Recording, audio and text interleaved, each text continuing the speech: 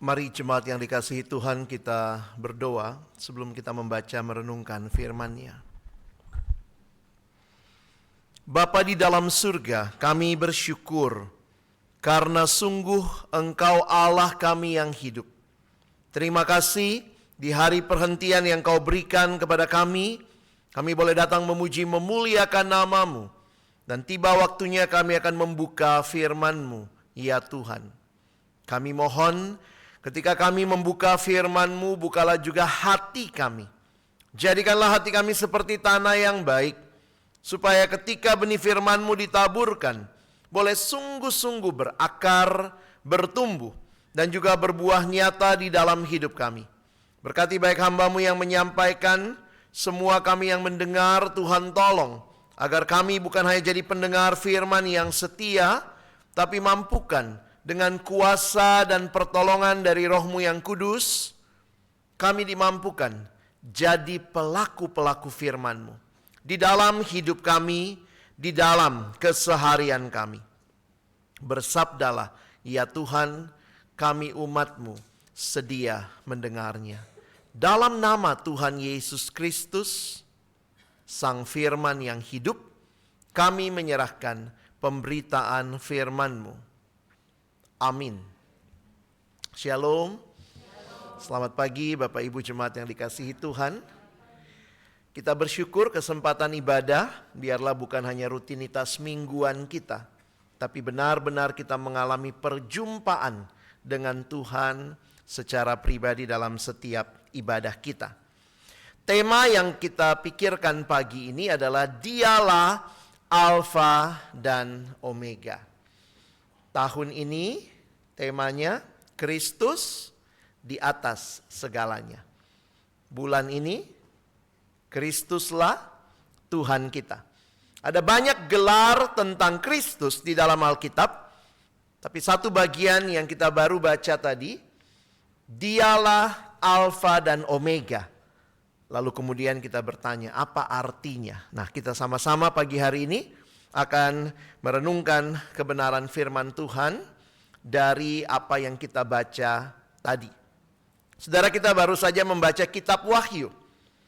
Kitab Wahyu ditulis kepada 7 jemaat yang ada di Asia Kecil. Di sekarang itu daerah Turki, ya. Yang sedang mengalami apa yang mereka alami, tekanan, penganiayaan dan ketidakpastian. Karena mereka ada di bawah kekuasaan Romawi yang tidak semuanya senang dengan kekristenan pada waktu itu.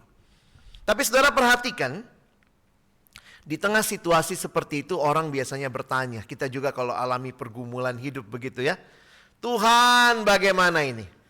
Demikian juga gereja yang ada di Asia Kecil. Saudara perhatikan, mereka bertanya-tanya, apakah Allah masih pegang kendali atas sejarah? Nah, disinilah kita melihat Tuhan memberikan firman-Nya melalui Rasul Yohanes yang waktu itu ada di pembuangan di Patmos. Apa yang diberikan sebagai penglihatan itu adalah tentang Kristus yang adalah Alfa dan Omega. Ya, kita sudah membaca tadi Wahyu pasal 1 ayat 4, ayat 5, ayat 6, ayat 7 dan lihat ayat yang ke-8. Akulah Alfa dan Omega, firman Tuhan. Lalu nanti Bapak Ibu Saudara, kita akan lihat yang ada dan yang sudah ada dan yang akan datang, yang maha kuasa. Jadi kalau saudara memperhatikan, sebelum Yesus memberikan penglihatan, sebelum memberikan penglihatan tentang akhir zaman, Tuhan terlebih dahulu memperkenalkan dirinya. Dan inilah yang kita lihat di dalam Wahyu 1 ayat 8. Aku adalah Alfa dan Omega. Nah, kita akan lihat sama-sama ya. Kita pagi ini ingin menjawab pertanyaan ini. Mengapa kita dapat mempercayakan seluruh hidup kita kepada Tuhan? Karena Dia Alfa dan Omega. Jika demikian, apa maksudnya? Ada 3 hal yang kita akan lihat sama-sama pagi ini. Ya, kita lihat yang pertama dulu. Karena Tuhan memegang awal dan akhir yang juga menjadi tujuan hidup kita. Saudara, bahasa Yunani itu juga punya alfabet. Kayak kita ya, A, B, C, D, A sampai Z. Kalau di alfabet Yunani itu adalah mulai dari alfa sampai omega. Itu sama seperti kita A sampai Z. Karena alfa adalah huruf pertama dan omega adalah huruf terakhir di dalam bahasa Yunani. Jadi kalau dikatakan Allah adalah alfa, Yesus adalah alfa dan omega, ini menunjukkan apa? Ungkapan ini menyatakan bahwa Tuhanlah sumber, berarti Dia awal, dan Dia juga tujuan akhir. Dialah penguasa seluruh sejarah. Tapi jangan lupa, jangan pikir Tuhan cuma datang di awal, terus pergi cuti, nanti datang lagi balik di akhir. Tidak. Kita percaya kepada Allah yang awal, akhir, dan bekerja di sepanjang sejarah kehidupan umat Allah.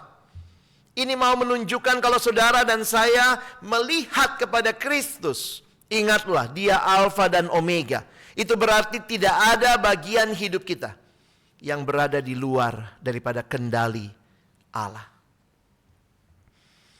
Kadang-kadang memang orang Kristen ini ya, kita suka kena penyakit curigation. Curiga sama Tuhan. Lalu kadang-kadang kita rasa lebih bagus saya jadi Tuhan. Begitu ya. Kita bilang, Tuhan kenapa hidupku begini? Tuhan kenapa saya alami ini? Tuhan kenapa? Lebih bagus saya jadi Tuhan. Turun, gantian kita jadi Tuhan. Tapi kalau saudara kembali melihat, tidak ada bagian hidup kita di luar kendalinya.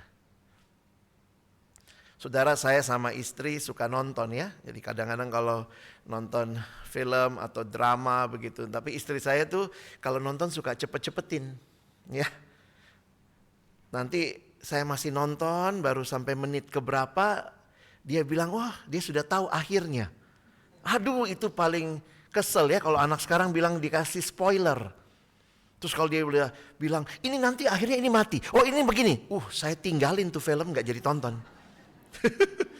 Paling kesel ya kalau kita lagi nonton taunya ada yang kasih spoiler, sudah kasih tahu akhirnya apa. Tapi untuk hidup kita, Tuhan sudah kasih tahu akhirnya apa. Siapa yang menang? Yesus atau iblis? Yesus. Khusus untuk itu saya tidak masalah ya. Kalau yang lain saya bilang jangan dulu kasih tahu. Tapi puji Tuhan, Alkitab menyatakan kepada kita di tengah-tengah berbagai pergumulan kehidupan. Saudara, kita tahu akhirnya. Kita sering cemas karena tidak tahu bagaimana cerita hidup kita akan berakhir. Namun ingat, Tuhan kita adalah Tuhan yang tahu akhir segalanya. Sejak kapan? Sejak permulaan. Kita baru mulai, Tuhan sudah tahu akhirnya. Dan disinilah kita bersyukur. Kita hidup satu halaman demi satu halaman. Tetapi jangan lupa, Tuhan adalah pengarang cerita itu. Dia Allah yang merangkai seluruh hidup kita. Jadi saudara begini, bagaimana kita meyakini Dialah Alfa dan Omega? Ingat baik-baik, jangan menilai seluruh hidup hanya dari halaman yang sedang kita jalani saja. Sebab Tuhan pegang seluruh cerita. Saya ingat pernah, saya banyak layani anak muda, anak remaja mungkin ya. Cucu-cucunya opa oma di sini begitu ya. Satu waktu ada satu anak remaja datang, Koko boleh ngomong? Iya, lalu dia cerita. Lalu ceritanya dia bilang, Tuhan gak baik sama saya. Oh gitu ya? Kenapa?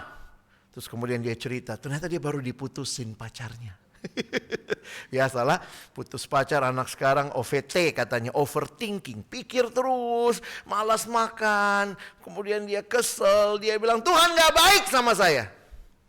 Oh gitu. Terus saya tanya, kamu umur berapa? 17 tahun kok. Oh 17 tahun. Kau bisa besar dari umur 0 sampai 17 tahun, kira-kira Tuhan baik gak sama kau? Baik sih kok. Tapi kenapa aku sekarang begini-begini? Tuhan gak baik sama saya. Hanya satu peristiwa yang tidak baik. Kita langsung bilang Tuhan tidak baik. Saya bilang kau keterlaluan. Bapak ibu saudara, mungkin kita sedang ada di halaman kehidupan yang lagi sedih. Tapi ingatlah ceritanya, pada akhirnya kita akan bersama Tuhan selama-lamanya. Sehingga ini memberikan kepada kita keyakinan untuk percaya sama Tuhan. Memang tidak mudah percaya itu ya. Orang Kristen disebut orang percaya. Tapi apa yang paling sulit kita lakukan? Percaya. Percaya bahwa Tuhan baik. Tuhan kontrol hidup kita. Tuhan tahu segala sesuatu.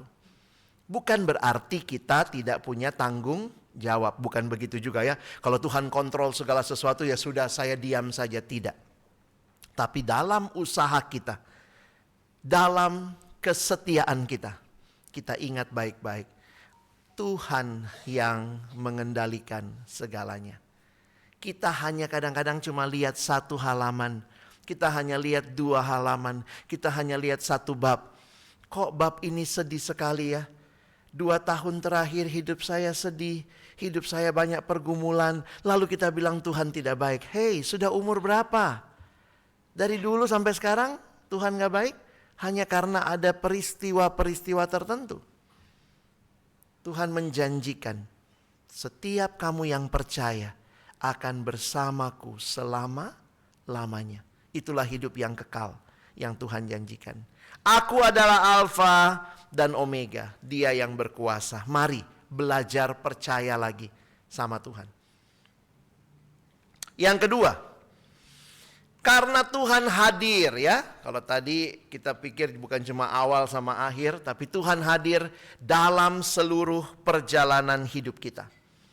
Ungkapan yang ada di ayat 8, Bapak Ibu Saudara kalau perhatikan ayat 8 ada kalimat ini.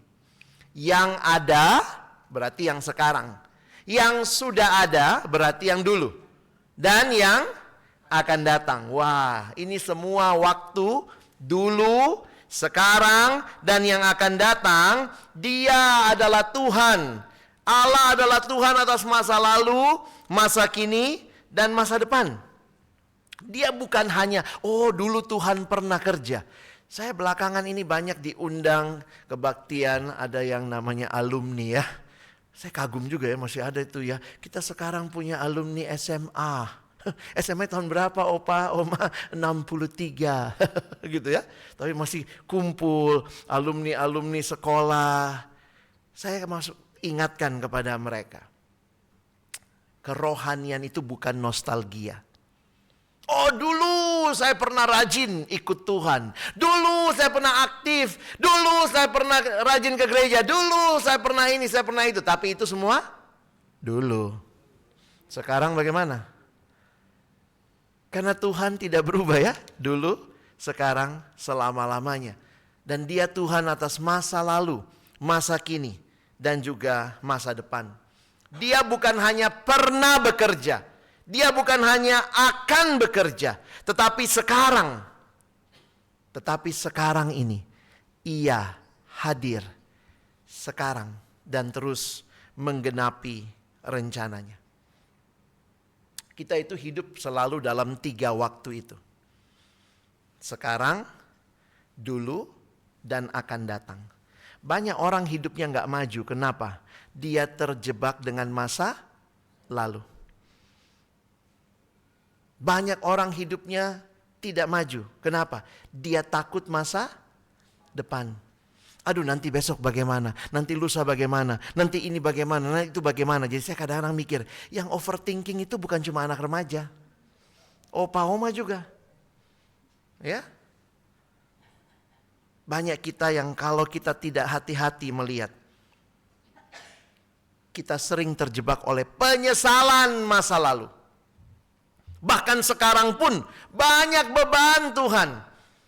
Ke depan, takut Tuhan, nanti bagaimana?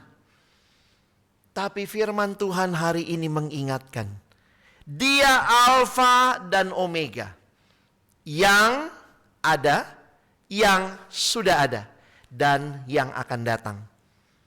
Disinilah kita tidak terjebak dengan hidup di masa lalu, beban di masa kini, ketakutan di masa depan. Tapi kita meyakini Tuhan hadir dalam setiap musim kehidupan. Dia tidak pernah meninggalkan umatnya. Ada lagu itu ya. Engkau ada bersamaku di setiap musim hidupku. Tak pernah kau biarkan ku sendiri. Kekuatan di jiwaku hanyalah bersamamu. Dan tak pernah ku ragukan kasih-Mu. Saudara, kalau kita yakin, memang orang tua paling senang musim apa? Musim dingin?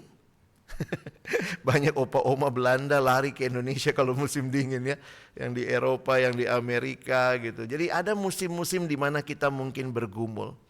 Orang senangnya musimnya musim kemarau.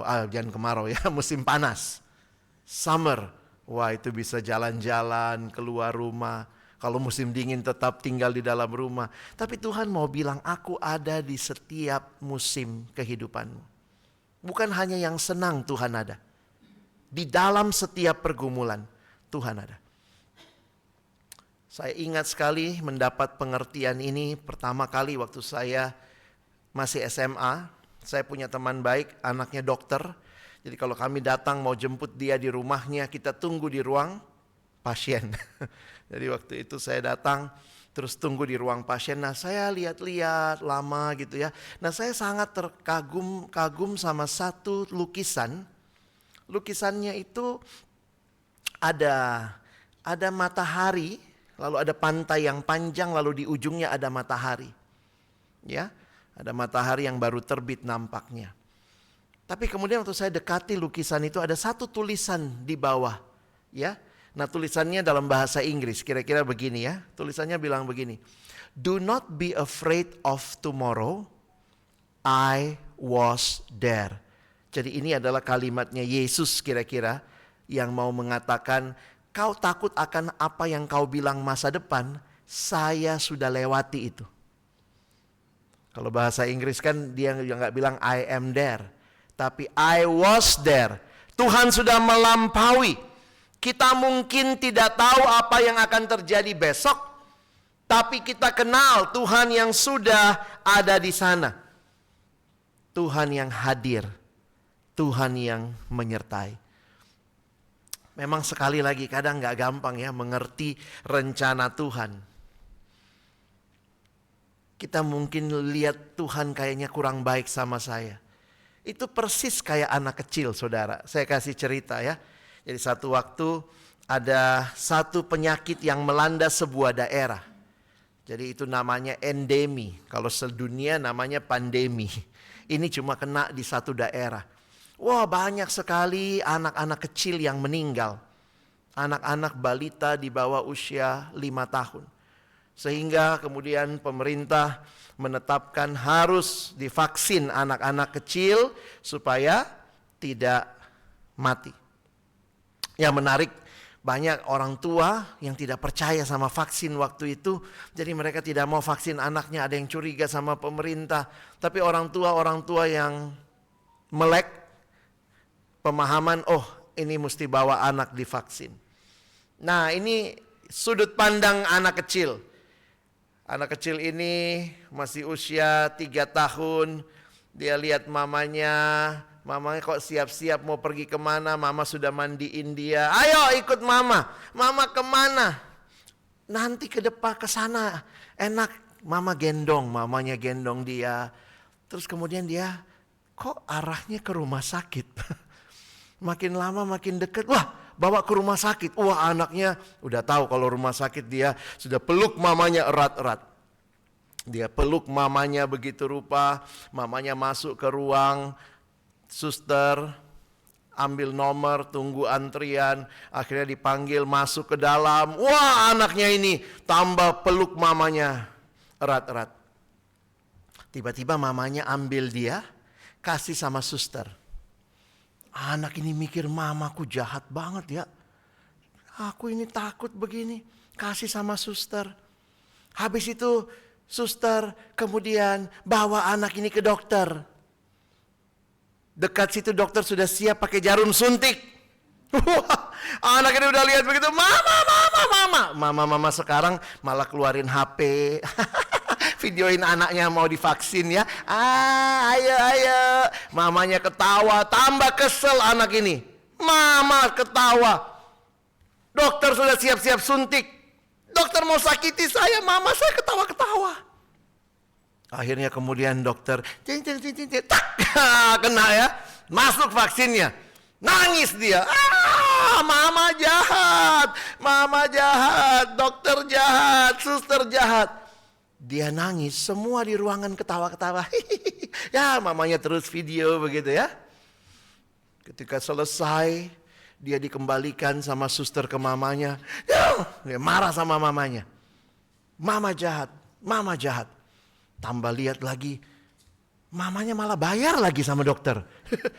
Ini orang yang udah sakitin saya dibayar lagi sama mamaku. Tahun demi tahun berlalu. Anak ini bertumbuh makin besar sampai dia masuk SD. Ternyata angkatan dia di kelas cuma kurang dari 10 orang.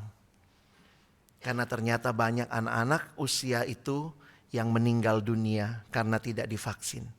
Tinggallah dia sama beberapa teman yang divaksin. Tahun terus berlalu sampai akhirnya anak itu mengerti pas dia SMA. Ternyata pengalaman menyakitkan yang terjadi dulu, yang dia bilang tidak baik, mama jahat, adalah sebuah kebaikan yang memelihara hidupnya. Saya tidak tahu apa yang Bapak Ibu Saudara alami sekarang. Mungkin kita juga lagi bilang, Tuhan kenapa ini saya alami? Tuhan tidak kasih tahu sekarang jawabannya. Tapi pada akhirnya kita meyakini Dia Tuhan yang punya rencana yang baik untuk hidup kita. Maka Tuhan cuma minta, percayalah, aku yang ada sekarang bersamamu. Aku yang telah ada bersamamu. Dan aku yang akan terus memegang tanganmu sampai masa tuamu. Aku tetap Dia. Aku menggendong kamu. Jadi Bapak Ibu Saudara, kalau kita bilang Dia Alfa dan Omega, respon kita, belajarlah percaya. Terakhir, kalau Dia cuma hadir, menarik sekali, setelah itu di akhir ayat 8 dikatakan Tuhan berkuasa. Dia berkuasa menuntaskan seluruh rencananya. Saudara yang dikasihi Tuhan, perhatikan ayat terakhir. Jadi, akulah Alfa dan Omega, yang ada, yang sudah ada, yang akan datang, yang Maha Kuasa. Seluruh ayat 8 isinya itu. Bagi saya menarik sekali memperhatikan yang Maha Kuasa. Kata yang dipakai dalam bahasa Yunaninya, pantokrator. Berarti Dia penguasa atas segala sesuatu. Jadi ingat, orang-orang di masa itu yang terima surat Wahyu, mereka ada di bawah kerajaan Romawi. Tetapi Tuhan Yesus menyatakan, Dialah penguasa. Tidak ada kuasa manusia. Tidak ada kerajaan ataupun kegelapan yang mampu menggagalkan rencana Allah. Kadang-kadang kalau kita pikir-pikir ya, lihat hidup kita sekarang, lihat bangsa kita sekarang, mulai kita pikir, aduh Tuhan kenapa begini, kenapa begitu, baca koran, nonton televisi, kita rasanya Tuhan di manakah Engkau? Tapi waktu saya persiapan ini, kayak Tuhan mau ingatkan, tenang, aku masih ada dan aku bekerja menggenapkan rencananya. Tentu kita lakukan bagian kita ya, jadi warga negara yang baik, menyampaikan aspirasi dengan baik, harus bilang hal-hal yang tidak adil kita kasih tahu, hal-hal yang tidak benar kita expose. Tapi saudara, ketika dunia tampak semakin tidak pasti, orang percaya kita dipanggil untuk tetap setia. Dan Tuhan mau bilang apa? Kesetiaan kita tidak sia-sia, sebab akhirnya berada di tangan Tuhan, bukan di tangan keadaan. Karena ada orang yang rasa begini, aduh Pak, ya sudahlah, susah banget kita jujur di bangsa ini. Ya sudah, kita ikut korupsi, begitu? Kalau itu yang kita pilih, kita bergantung sama keadaan. Tentu tidak mudah. Kita harus tulus seperti merpati, tapi cerdik seperti ular. Tapi kita belajar untuk yakin. Hidup benar itu tidak sia-sia, betul? Hidup jujur itu tidak sia-sia. Hidup takut akan Tuhan itu tidak sia-sia. Karena kalau kita bilang, ya sudahlah, gak apa-apalah, ya cincailah. Akhirnya kita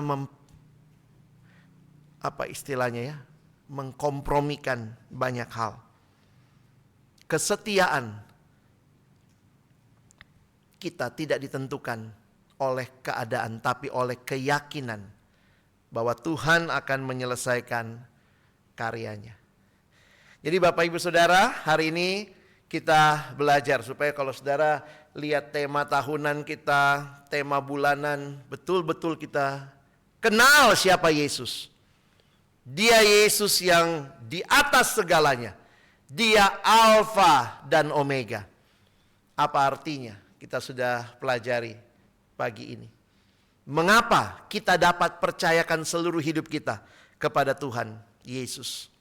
Karena Dia adalah Tuhan yang menguasai permulaan dan perjalanan dan akhir. Awal, perjalanan, dan akhir seluruh sejarah.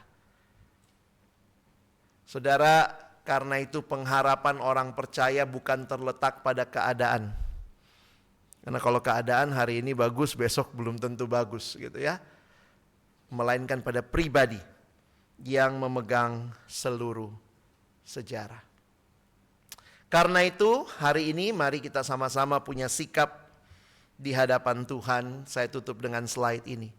Serahkan awal, serahkan perjalanan, dan serahkan akhir hidupmu kepada Kristus. Baru kita bisa tenang ya, nggak overthinking. Lalu hiduplah dengan tenang. Hiduplah dengan setia. Hiduplah dengan penuh pengharapan. Saudara tuh pengharapan itu indah ya. Pengharapan itu belum terjadi tapi efeknya sudah kita alami sekarang.